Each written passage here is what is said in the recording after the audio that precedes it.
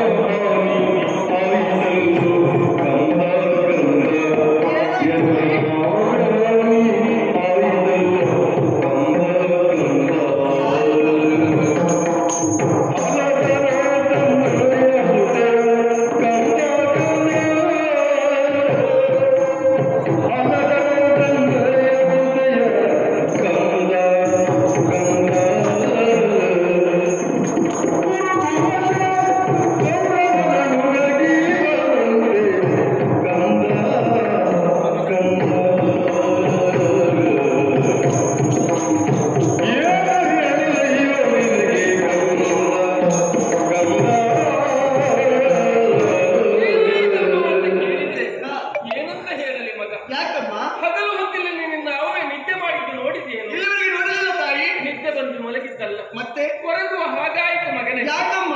ಯಾರ್ಯಾರಿಂದ ನನ್ನ ಮರ್ಯಾದೆಗೆ ಧಕ್ಕೆ ಬಂದ್ರೆ ನಾನು ಅತಿಯಾಗಿ ಆಲೋಚನೆ ಮಾಡುವುದಿಲ್ಲ. ನಮ್ಮವರೇ ಹೀಗೆ ಮಾಡಿಬಿಟ್ರಲ್ಲ. ನಮ್ಮವರೇ? ಹೌದು. ಯಾರಮ್ಮ? ನಿನ್ನ ದೊಡ್ಡ ಮಾನವ ಸದೆಯಾದಂತಹ ಕನಕಾಂಗಿಯನ್ನು ನಿನಗೆ ತಂದುಕೊಡಬೇಕೆನ್ನುವಂತ ಆಸೆಯನ್ನು ಹೊತ್ತವಳು ನಾನು. ಆದರೆ ಆ ಕನಕಾಂಗಿಯನ್ನ ಕೌರವನ ಮಗನಾದಂತಹ ಲಕ್ಷಣನಿಗೆ ಕೊಡುವಂತಹ ಘನ ತೀರ್ಮಾನಕ್ಕೆ ಬಂದಿದ್ದಾರೆ. ನನ್ನ ಈ ನೋವನ್ನು ಯಾರಿಗೆ ದೂರಿಕೊಳ್ಳಲು?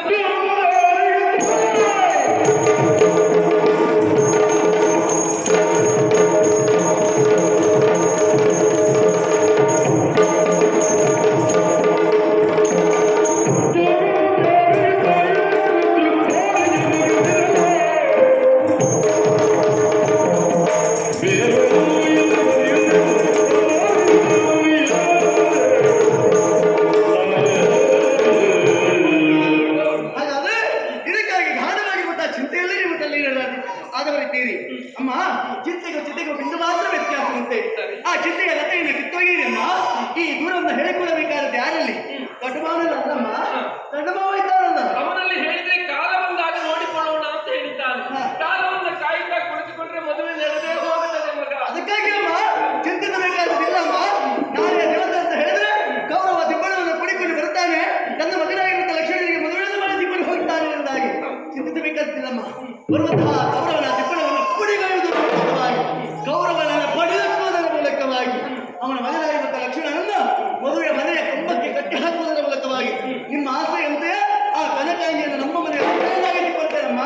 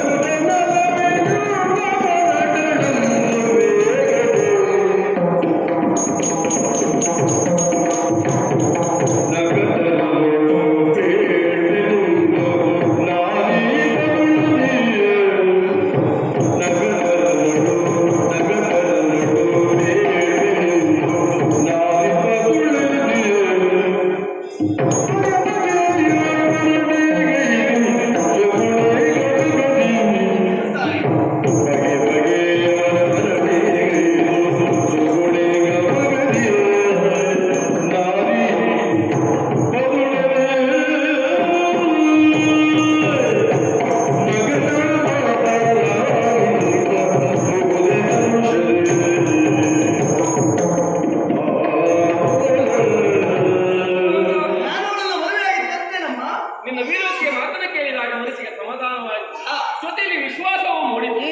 ಮಗನೇ, ಅಮ್ಮ. ನೀನಿಂತಹ ಮಾತಾಡಲೇಬೇಕು. ಯಾಕೆ ಬಲ್ಲಯ್ಯ? ಮೂರು ಲೋಕದ ಗಂಡು ಅರಿವಿನ ಮಾತಾಡ ಕಷ್ಟವಾಗಿದೆಯೇ ಗಂಡ ವೈರಿಗೆ ಲೆದೆಯಲ್ಲಿ ಅವರುತ್ಪಾತ ಪಿಂಡ. ಅಂತಹ ಪಾರ್ಥರಿಗೆ ನೀನು ಸಮರ್ಥನಾದಂತಹ ಪುತ್ರ. ಪಾರ್ಥ, ಫಲ್ಗುಣ, ಜಿಷ್ಣು, ನರ, ಶ್ವೇತವಾಹನ, ಸವ್ಯಸಾಚಿ, ಭೀಮಸು, ಕಿರೀಟಿ ಎಂದು ದಶನಾಮವನ್ನು ಹೊತ್ತಂತಹ ಪಾರ್ಥರಿಗೆ ನೀನು ಸಮರ್ಥನಾದಂತಹ ಪುತ್ರ. ಮಗ, ಅಮ್ಮ. ನಾವು ಈಗಲೇ ದ್ವಾರಕೆಯನ್ನು ತಲುಪಬೇಕು. ಹಾಗಾಗಿ ರಸ ಸಿದ್ಧಗೊಳಿಸು, ಸಾಗೋಣ.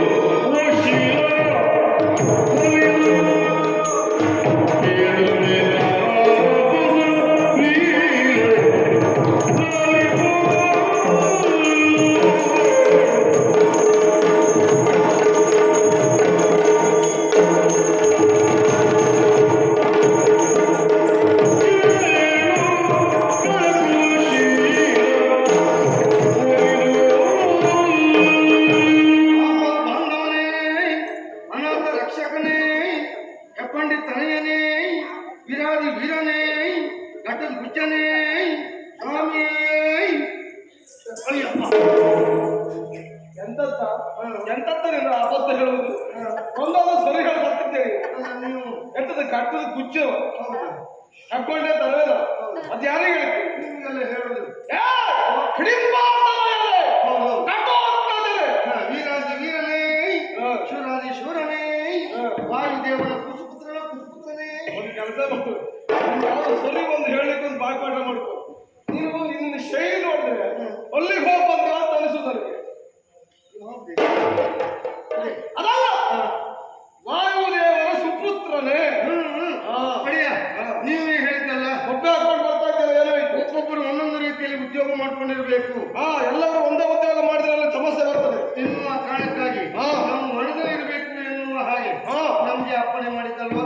ನಾವು ಮನದಲ್ಲಿ ಇದ್ದೇವೆ. ಒಳ್ಳೆ ಏನಾಯ್ತು? ಮನದಲ್ಲಿ ಇದ್ದು ಮಾತ್ರವಲ್ಲ, ನಾನಾ ರೀತಿಯ ಹೂ ಗಿಡ ಹಣ್ಣು ಎಲ್ಲ ಬೆಳೆಸಿದೆವು.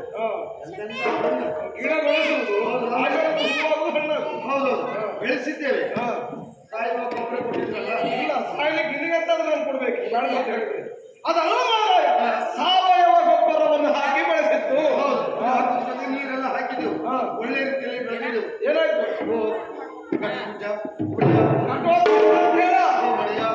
ಆದ್ರೆ ಇದು ಅನ್ಯಾಯ ಆಗಿ ಹೋಯ್ತು.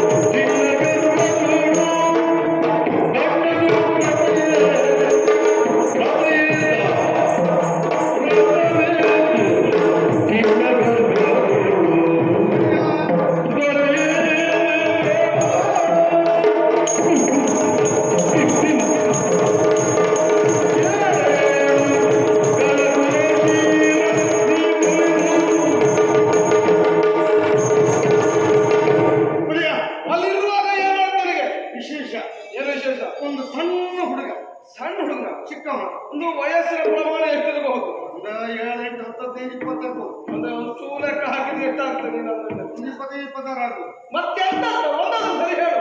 ಒಂದು 15, 20 ವರ್ಷ ಆಗ್ಬೋದು. 10, 15, 15 ವರ್ಷ ಒಂದು ಹೆಚ್ಚು ಕಡಿಮೆ ಇರ್ಬೋದು. ಮದುವೆ ಪ್ರಾಯ ಇರ್ಬೋದು. ಒಂದು ಹುಡುಗ ಒಂದು ಮಾತ್ರವಲ್ಲ, ನಾವು ನಟ್ಟು ಬೆಳೆಸಿದವಲ್ಲ, ಹೂ ಕೊಯ್ದ, ಆಮೇಲೆ ಹಣ್ಣು ಕೊಯ್ದ, ನಾನು ನೋಡ್ತಾ ಇದ್ದೆ. ಆಮೇಲೆ ತಗೊಂಡು ಹೋಗ್ತಿಲ್ಲಿ ಒಂದೊಂದು ಬಣ್ಣದ ರಥ, ಆ ರಥದೊಳಗೆ ಭಾರಿ ಚಂದ ಇದ್ದಾಳೆ ಒಂದು ಹೆಣ್ಣು ತಗೊಂಡೋಗಿ ಕೊಟ್ಟ. ಆಮೇಲೆ ಮತ್ತೆ ಹೌದು, ನಾನು ನೋಡ್ತಾ ಇದ್ದೆ, ಶ್ರುತಿ ನೋಡ್ತಾ ಇದ್ದೆ. ಆಮೇಲೆ ಮತ್ತೆ ಹಣ್ಣು ಕೊಯ್ದ. ಆಮೇಲೆ ಆವಾಗ ನಾನು ಹೋಗಿ ಕೇಳಿದೆ, ಇದು ನಟ್ಟಿದ್ಯಾರ, ನೀರು ಹಾಕಿದ್ಯಾರ, ಗೊಬ್ಬರ ಹಾಕಿದ್ಯಾರ?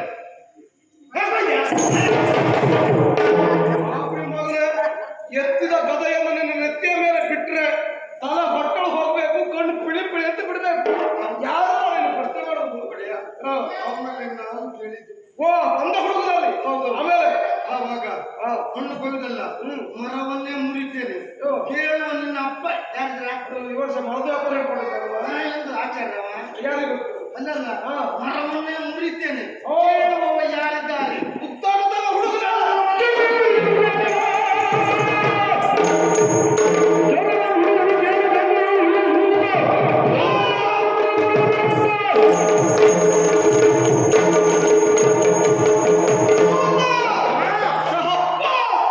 ನಿನ್ನ ಪ್ರಾಮಾಣಿಕತೆಗೆ, ನಿನ್ನ ನಿಷ್ಠೆಗೆ, ನಿನ್ನ ಶ್ರದ್ಧೆಗೆ ಎಂತವರನ್ನು ಮೆಚ್ಚಲೇಬೇಕು. ಬಂದ ಹುಡುಗ ಹೇಳ್ತಾರೆ,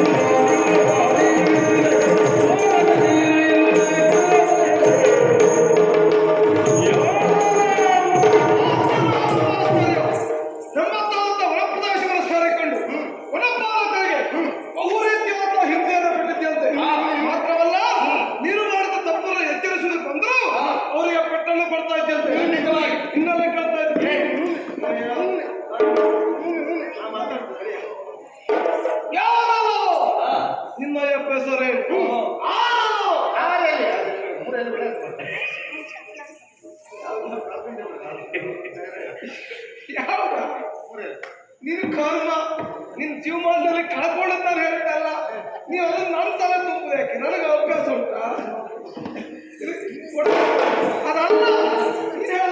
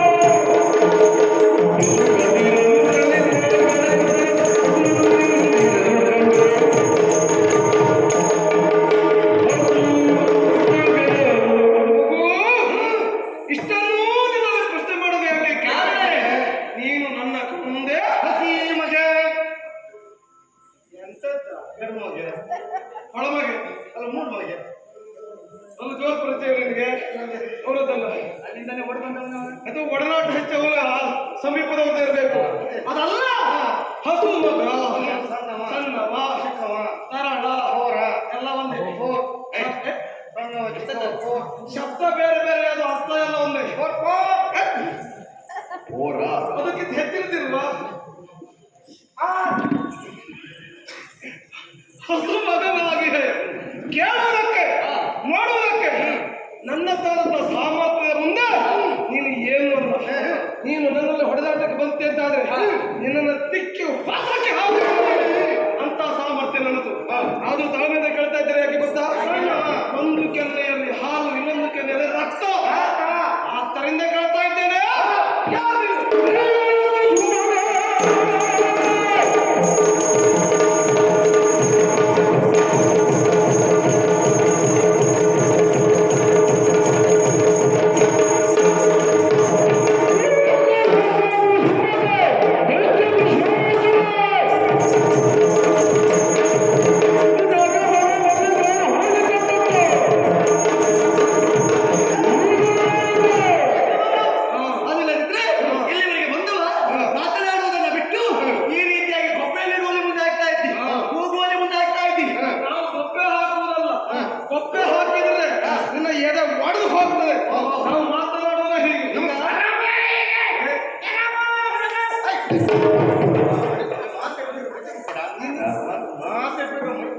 ಅಷ್ಟು ಪೆಟ್ಟು ಪಟ್ಟು ಸಾಕಾಗಿಲ್ಲ ಮೈ ಕಿಟ್ಟಿದೆ ಯಾಕೆ ಮಾತಾಡ್ಲಿಕ್ಕೆ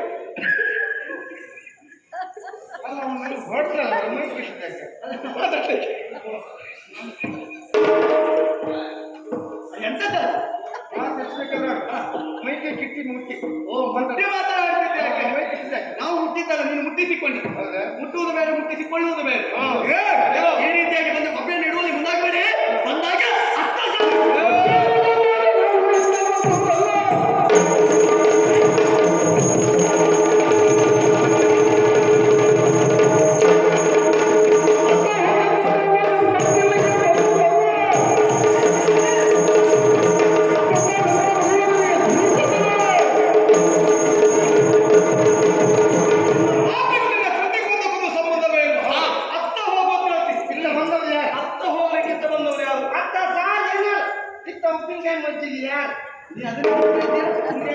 ಮಧ್ಯಾಹ್ನ ಸಾಯಂಕಾಲ ಅಂತೆಲ್ಲ ಅದಕ್ಕಿಷ್ಟು ಸೇರಿಸ್ಕೊಂಡು ಬಾಚ್ಕೊಂಡು ಹೊಡೆದು ಅದೇ ನೆನಪಾದ ಸಾಯಿದ್ದೀವಿ ಅತ್ತ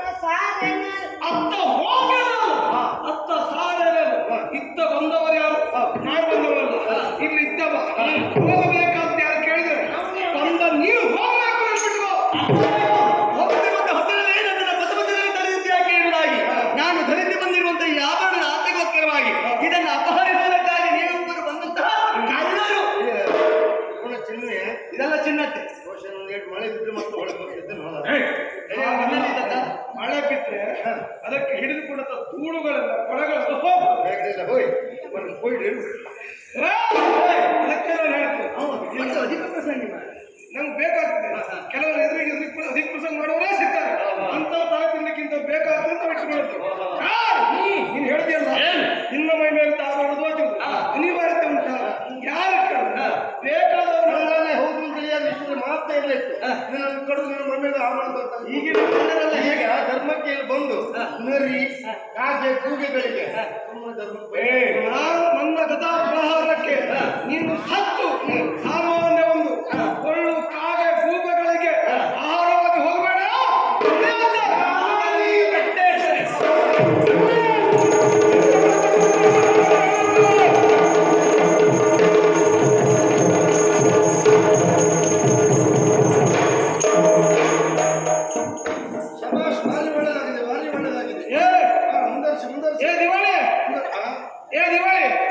ಹತ್ರ ಬಂದ್ ಮಾರ ಇನ್ನು ದಿವಾಳಿಗೆ ಐತೆ ನೀವು ಬಾರವಲ್ಲ ಎಲ್ಲ ಮೇಲ್ ಬಾರ ಕೆಳಗೆ ಊಟವಾ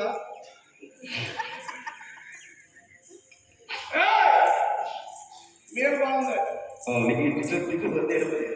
ಅದು ಸದಾಶಿವನಿಗೆ ಅದೇ ಧ್ಯಾನ ಅಂತ ಹೇಳಿದ ಹಾಗೆ ಎಲ್ಲರೂ ಕೈದೇ ಬಿಟ್ಟಿಲ್ಲ ಹೋಗಲು ರಾತ್ರಿ ಅಂತಿಲ್ಲ ಬೆಳಗ್ಗೆ ಚಾವ ಅಂತಿಲ್ಲ ಮುಸ್ಸಂಜೆ ಅಂತಿಲ್ಲ ಮತ್ತೆ ರಾತ್ರಿ ಅಂತಿಲ್ಲ ನಾವು ಕಪ್ಪಸರು ಎಷ್ಟು ದಿವಸ ಕೊಡ್ತೇವೆ ಯಾವುದು ಕಪ್ಪಸರು ಕಪ್ಪಸಲ್ಲ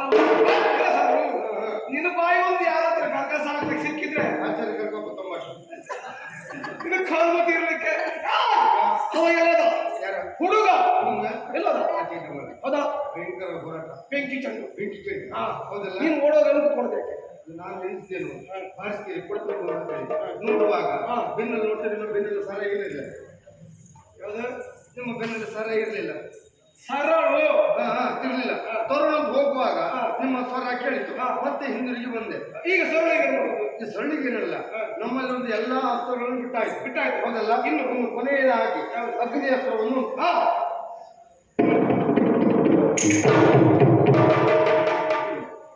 ಓಂ ರಾಮ್ ರೀಂ ರೂಂ ರಂ ಅದು ಸುತ್ತಿ ಹೇಳಿದ್ರೆ ಅಗ್ನಿ ಹೊರ ಸೂಸಬಹುದಾ? ಉಸುದಲ್ಲ, ಶಬ್ದ ಹೇಗಾಗ್ತದೆ ನೋಡಿ. ಹೌದಾ?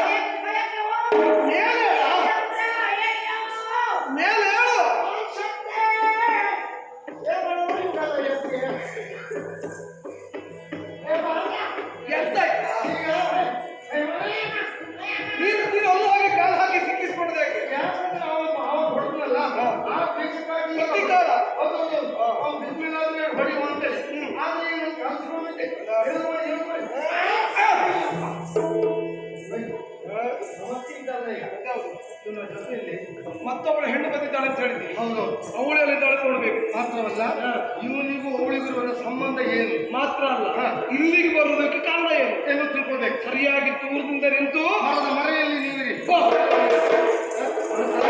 ನೀನೆಲ್ಲಿದ್ದೆ? ಮರದ ಮರೆಯಲ್ಲಿ.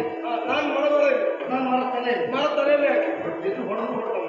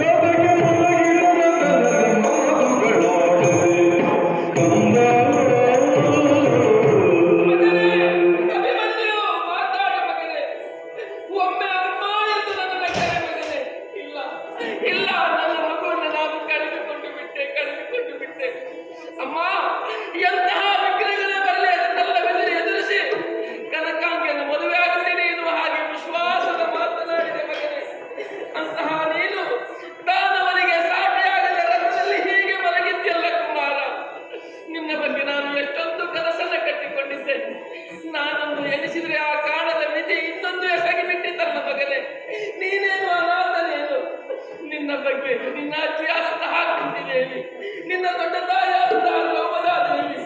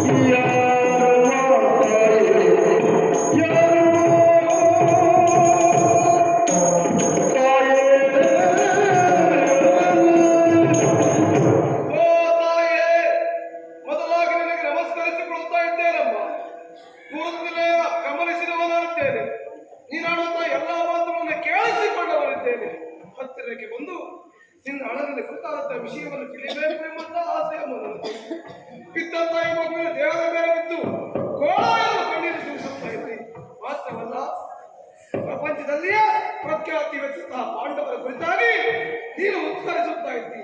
ಮಾತ್ರವಲ್ಲ, ಇಡೀ ಮಹಾಭಾರತದಲ್ಲಿರುವಂತಹ ವೀರ ಗರ್ಭೋತ್ಕಚನ ಕುರಿತಾದಂತಹ ಮಾತುಗಳನ್ನು ಅಂತರಂಗದಲ್ಲಿ ನೀನು ಆಡ್ತಾ ಇದ್ದಿ. ಯಾರಮ್ಮ ನೀನು? ನಿನ್ನ ಊರು ಯಾವುದು? ನಿನ್ನ ಕೇರಿ ಯಾವುದು? ನಿನ್ನ ಹೆಸರೇನು? ಪ್ರೀತಪ್ಪಾಗಿ ನಿನಗೆ ಏನು ಸಂಬಂಧ?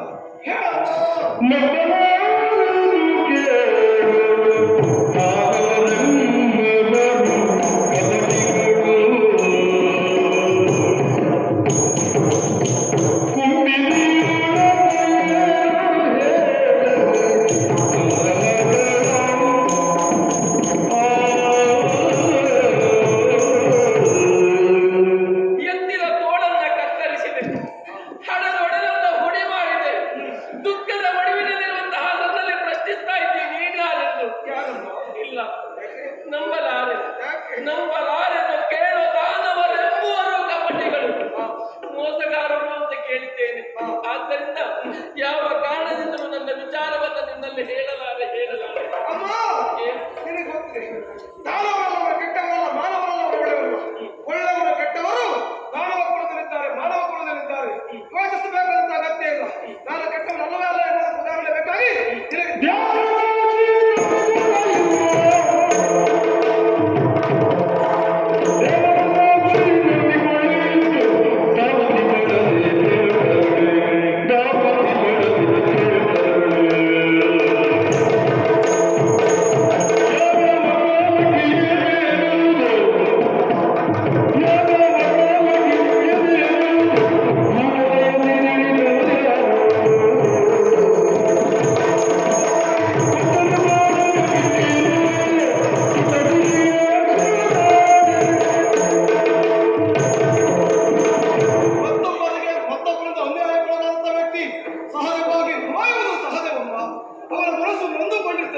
ನಿಮ್ಮ ಮಗನ ಪರಿಸ್ಥಿತಿ ಹೀಗಾಗಿದೆ ಎಂಬುದನ್ನು ತಿಳಿದುಕೊಂಡಂತಹ ನೀವು ಕಣ್ಣೀರು ಸುರಿಸುವುದಕ್ಕೆ ಕಾರಣ ನಾನೇ ಕಾರಣಕರ್ತನಾಗಿದ್ದೇನೆ. ಅಮ್ಮ, ನಾನೊಬ್ಬ ತನುಜ ಇರಬಹುದು, ನಾನೊಬ್ಬ ದಾನವ ಇರಬಹುದು. ಹಾಗಂತ ನನ್ನ ಮನಸ್ಸೆಲ್ಲವೂ ಸಹ ಕಾರುಣ್ಯ ಎನ್ನುವುದಿಲ್ಲ ಅಂತ ಭಾವಿಸಿಕೊಳ್ಳಬೇಡಿ. ಕರುಣಾ ಹೃದಯವು ನನ್ನ ನಿತ್ಯಮ್ಮ. ಯೋಚಿಸಬೇಕಾದಂತ ಅಗತ್ಯ ಇಲ್ಲ. ಹೀಗಾಗಿ ನಾನು ಒಳ್ಳೆಯವರು ಎಂಬುದಕ್ಕೆ ಸಾಕ್ಷಿಯಾಗಿ ನಾನು ಅಲ್ಲವರತ ಪೂಜಿಸುವಂತಹ ಆ ಪಂಚಲಿಂಗೇಶ್ವರ ಆಳೆ ಆ ಮೃಡನಾವಳಿಯಾಗಿ ನನ್ನ ಕೆಟ್ಟವರಲ್ಲ, ನನ್ನ ಮಾತ್ರ ಗಮನಿಲ್ಲಂತಾದ್ರೆ ಆಶ ಪಡ್ತಾ ಇದ್ದಾರೆ. ಮಂಗಳ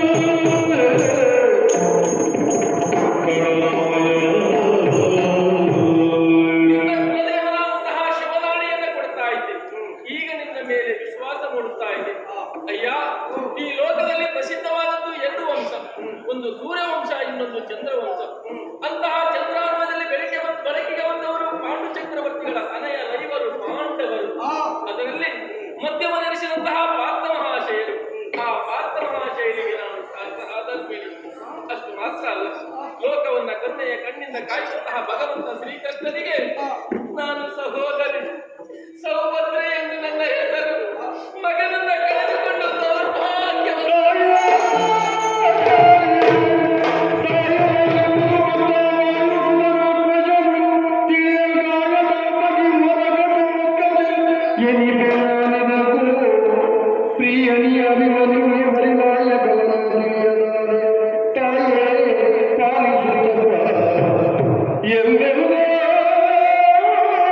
ಅಮ್ಮ, ನನ್ನ ಕೈಯಿಂದ ಅಜಾತವಾಗಿ ಹೋಯ್ತಮ್ಮ. ನಾನು ಸರ್ವತಾ ಅಪರಾಧವನ್ನು ಮಾಡಿಬಿಟ್ಟೆ. ನಾನು ಕ್ಷಮೆಗೆ ಅರ್ಹನಲ್ಲಮ್ಮ. ನಿನ್ನ ನಾಲಿಗೆಯಿಂದ ಆರಕ್ಷಣದ ಬದಲು ಒಂದು ವಾಕ್ಯ ಉಪಕಾರವಾಯಿತು. ನಿನ್ನ ಅಣ್ಣ ಘಟೋತ್ಕಚ ಇದ್ದಿದ್ರೆ ಈ ಪರಿಸ್ಥಿತಿ ನಿನಗೆ ಬರುವುದಿಲ್ಲ ಮಗು ಎನ್ನುವ ಹಾಗೆ ಆ ಕಲೆ ಘಟೋತ್ಕಚ ಇಳಿದ ಹಾಗೂ ಭೀಮನ ಸಂಜಾತ ವೀರ ಘಟೋತ್ಕಚ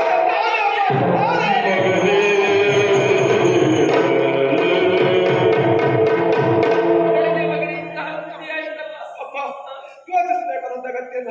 ನಿಮ್ಮ ಮಗನಿಗೆ ಏನು ಆಗುವುದಕ್ಕೆ ನಾನು ಬಿಡುವುದಿಲ್ಲ. ನನ್ನ ಗದಾ ಪ್ರಹಾರಕ್ಕೆ ತುತ್ತಾದಂತ ಈ ವ್ಯಕ್ತ ಒಮ್ಮೆ ನೆಲಕ್ಕೆ ಹೊರಗಿ ಮೂರ್ಛಾಗತನಾಗ್ತಾನೆ ಬಿಟ್ರೆ ಹಾಗಾದ್ರೆ ಉಸಿರು ಹೋಗಿ ಹೇಗೆ ಈ ಎಪಿಸೋಡ್ ನಾನು ಮಾಡ್ತೇನೆ.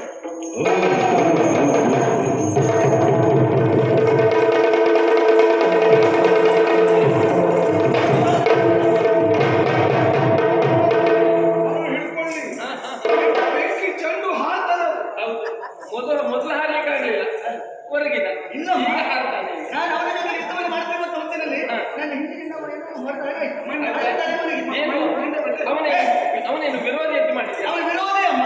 ಹಾಗೆಲ್ಲ ಮಗನೇ ಏನು? ಹಾಗಾಗಿ ನೀನು ಕೇಳ್ತಾ ಇದ್ದವ ಕಾಡಿನಲ್ಲಿ ನನಗೊಬ್ಬ ಅಣ್ಣ ಇದ್ದಾನೆ ಕಲಿಗಾಟ ಅವನನ್ನು ನೋಡಬೇಕು ಅಂತ ಹೌದಮ್ಮ. ಅವನೇ ಇವ. ನನ್ನಣ್ಣ ವಿರೋಧಿ ನಿಜ.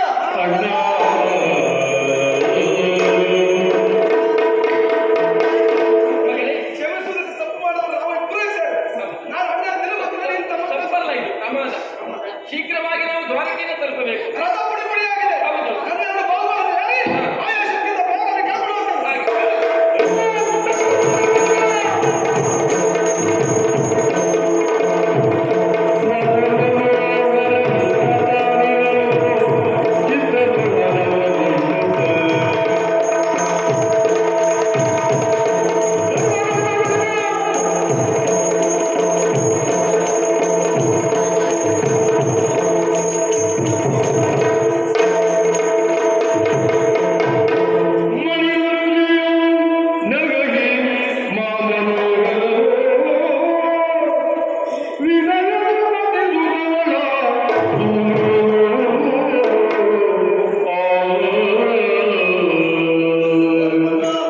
ಈ ವಿಷಯದಲ್ಲಿ ನಿದ್ರೆಯ ನಶೆಯಿರುವಂತಹ ಸಂದರ್ಭ. ಮಗನನ್ನ ಕೂಡಿಕೊಂಡು ಇಲ್ಲಿಯವರೆಗಾಗಿ ಬಂದಿದ್ದೀಯಲ್ಲ. ಬಂದಿರುವಂತದ್ರಲ್ಲಿ ಯಾಕೆ ಬಂದಿದ್ದೀಯ ಎಂಬುದಾಗಿ ಕೇಳುವುದು ತಪ್ಪು. ಆದ್ರೂ ಕೇಳಿದ್ರೆ ವಿಚಾರ ಗೊತ್ತಾಗುವುದಿಲ್ಲ. ಹಾಗಾಗಿ ಕೇಳ್ತಾ ಇದ್ದೇನೆ. ಏನು ವಿಶೇಷ? ನಾವಿಬ್ಬರೇ ಅಲ್ಲ ಅಲ್ಲಿ ನೋಡು ಆಗ ಸರ್ವ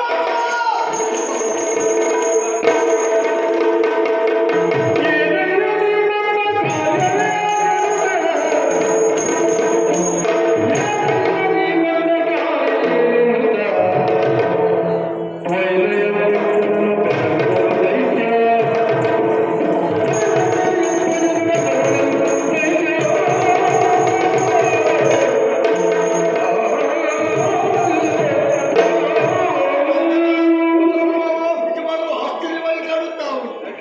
ಕಾಡಿನಲ್ಲೇ ಜೀವವನ್ನು ಸಾಗಿಸುವವನು ನೀನು. ನಿನ್ನ ವಾಸವೇ ಕಾಡವಾಗಿತ್ತು. ಆದ್ರೆ ಇನ್ನು ನನ್ನ ತಂಗಿಯನ್ನ ಕೂಡಿಕೊಂಡು ಅಳಿಯನ್ನ ಕೂಡಿಕೊಂಡು ನೀನು ಇಲ್ಲಿಯವರೆಗಾಗಿ ಬರ್ತೀಯ ಅಂತಾದ್ರೆ ಕಾರಣ ನನಗೆ ಅರ್ಥ ಆಗ್ಲಿಲ್ಲ.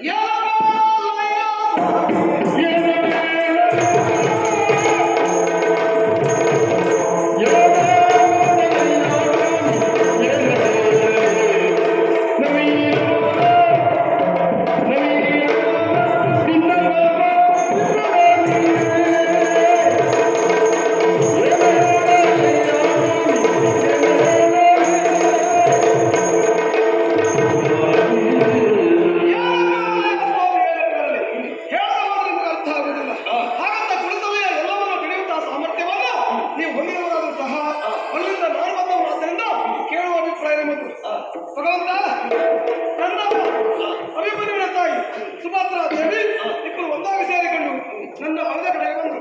ಹಿಡಿಂಬ ಮರದ ಕಡೆಗೆ ನನಗೂ ಅವರಿಗೂ ಹೋರಾಟ ಆಯ್ತು. ಪರಿಣಾಮ ಏನಾಯ್ತು ಎನ್ನುವುದು ಹೇಳಬೇಕಾದ ಅವಶ್ಯಕತೆ ಇಲ್ಲ, ಎಲ್ಲರಿಗೂ ಗೊತ್ತಿದ್ದ ಸತ್ಯ. ಹೊರಟದ್ದೆಲ್ಲಿಗೆ ಅಂತ ಕೇಳಿದೆ. ಮದುವೆ ನಾನು ಹೊರಟದ್ದು ಅಂತ ಹೇಳಿದ್ರು.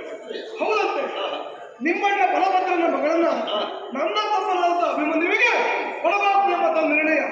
ನನ್ನ ಅಮ್ಮ ಹೋಗಿ ಅಣ್ಣನ ಮೇಲೆ ಕೇಳಿದ್ರೆ ನಿಮ್ಮ ಅಣ್ಣನಲ್ಲಿ ಹೋಗಿ ಕೇಳಿದ್ರೆ ಆಗುದಿಲ್ಲ ಅಂತ ಹೇಳಿದಂತೆ. ಹೇಗಾದ್ರೂ ಮಾಡಿ ಅಭಿಮನ್ಯುವಿನ ಜೊತೆಯಲ್ಲಿ ಕನಕಾಂಗಿಯ ಮದುವೆಯನ್ನು ಮಾಡಿಸಬೇಕು. ಅದಕ್ಕೆ ನನ್ನ ಮಾಯಾಶಕ್ತಿ ಜೊತೆಯಲ್ಲಿ ದೈವಾನುಗ್ರಹ ಬೇಕು ಎನ್ನುವ ಕಾರಣಕ್ಕಾಗಿ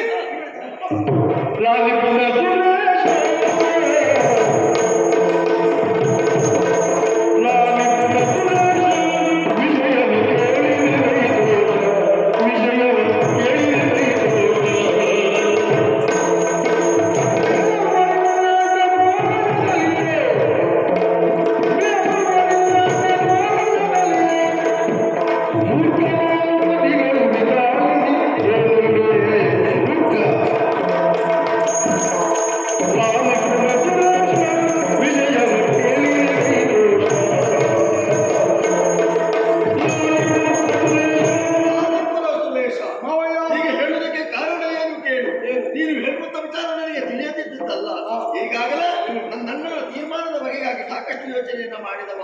ಹಾಗತ್ತಾವ ಈ ರೀತಿಯಾಗಿ ಮಾಡುವ ಉದ್ದೇಶ ಏನು? ತನ್ನ ಮಗಳನ್ನ ಮದುವೆ ಮಾಡಿಸುವುದು ಕೌರವ ಮಗನ ಲಕ್ಷಣ ಕೊಡಬೇಕು ಅಂತ ನಿರ್ಣಯ ಮಾಡಿದ್ದಾರಂತೆ.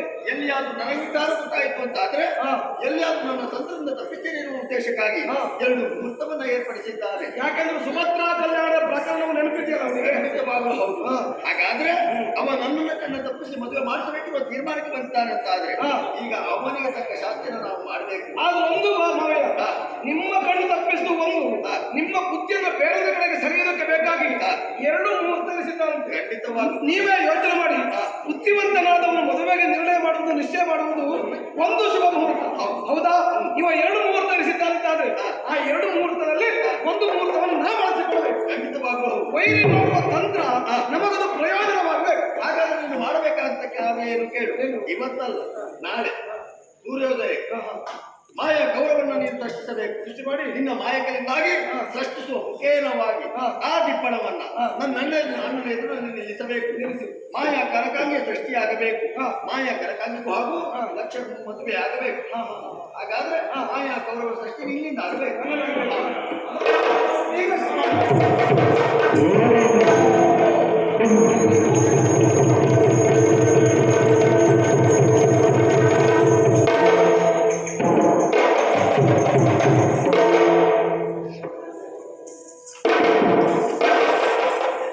ಏನ್ ಮಾಡ್ಲಿಕ್ಕಿಲ್ಲ, ಇದು ಮಾಯಾ ಸೃಷ್ಟಿ ಅಲ್ವಾ? ಕೇಳದೊಂದು ಕೇಳದ ಮಾತಾಡುದು ಮಾತಿನ ಶಕ್ತಿಯೂ ಕಾಪಾಡ್ತಾನೆ. ಯಾರು ನೀನು? ನಿನ್ನ ಅಪ್ಪ ಯಾರು? ನಿನ್ನ ಊರು ಯಾವುದು? ನಿನ್ನ ಹೆಸರು? ನಿನ್ನ ಕುಲ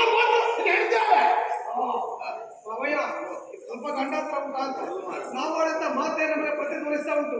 ಇದನ್ನು ತಿರುಗಿಸಬೇಕು. ನಾನು ಕುರುಕುಲ ಸಾಮ್ರಾಟ. ಎಷ್ಟೊತ್ತಿಗೆ ಇವನಿಗೆ ಅರ್ಥ ಕುಡಿದೇ ಹೇಳ್ಕೊಡ್ಬೇಕು.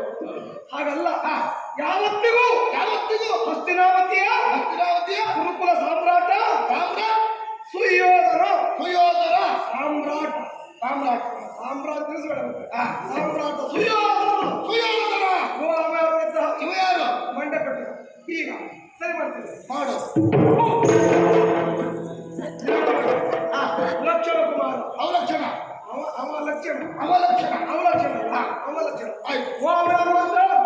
ಕತ್ತು ಹಿಡಿದ್ದಾರೆ. ಈಗ ಇನ್ನೊಂದು ಕ್ಷಣದಲ್ಲಿಯೋ ಯಾವುದೊಂದು ಜಕಡಿ ಹೌದಾ? ಅವ ದುಶ್ಯಾಸನ. ಕತ್ತಿ ಜನ ದುಶ್ಯಾಸನ. ಅವನೇ ಒಂದು ಕತ್ತಿ ಅವನಿಗೆ ಒಂದು ಕತ್ತಿ. ಈಗ ಅದೆಲ್ಲ ಹೌದಾ? ನನಗೆ ಹೆಂಡತಿ ಬೇಡ. ಹೆಂಡತಿ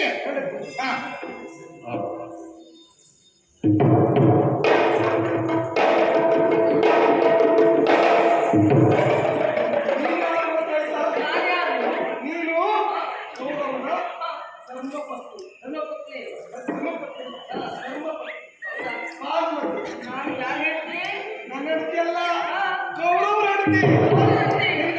ನಿಮ್ಮನ್ನೆಲ್ಲ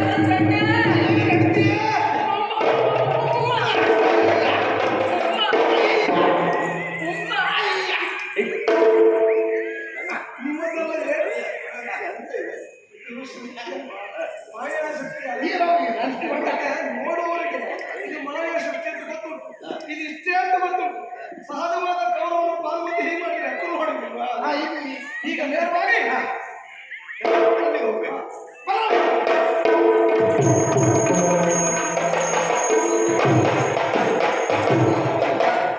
ಇವರು ಈ ಕಡೆಯಲ್ಲಿ ಇರಲಿ, ಅವರನ್ನು ಕೂಡಬೇಕು ಕಳಿಸು. ಈಗ ಆಗಬೇಕಾದ್ರೆ ಅಭಿಮನ್ಯು ಆತ್ಮೀಯ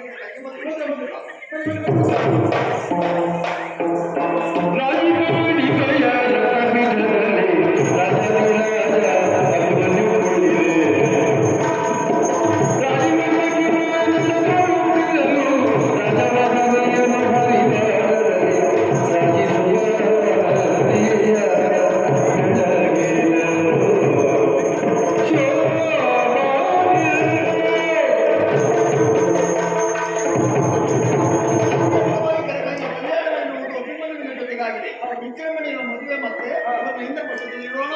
ಅಧಿಕಾರ